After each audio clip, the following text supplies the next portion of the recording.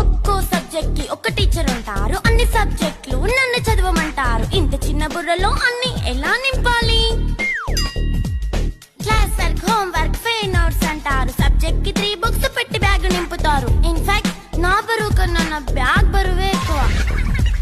క్వశ్చన్లు, ఆన్సర్లు, సర్ప్రైజ్ టెస్టులు తమ్మి దాటుకొని మళ్ళీ స్కూల్ వ్యాన్ ఎక్కేసి అమ్మయ్య ఇక ఇంటికి వచ్చేస్తామనుకుంటే మార్క్స్ తక్కువ వస్తే చెయ్యాలి అసైన్మెంట్. రిపోర్ట్ కార్డ్ చూపిస్తే ఇంట్లో ఉన్న పనిష్మెంట్. హోమ్ వర్క్ చేయమంటూ మమ్మీ చంపుతుంటుంది. ట్యూషన్ టైం అయిందని డాడీ తరుముతుంటాడు. డాన్స్ క్లాస్ కి వెళ్ళమని తాతయ్య తిడతాడు. స్నాక్స్ తిని వెళ్ళమని నాన్నమ్మ ఆపుతుంది. ఇక అన్నీ అయిపోయాక కాసేపు టీవీ చూద్దామంటే మమ్మీ ఎంట్రీ ఇచ్చింది. బెడ్ యొక్క మంది చిన్న నాప్ తీసేలోపు తెల్లారిపోయింది.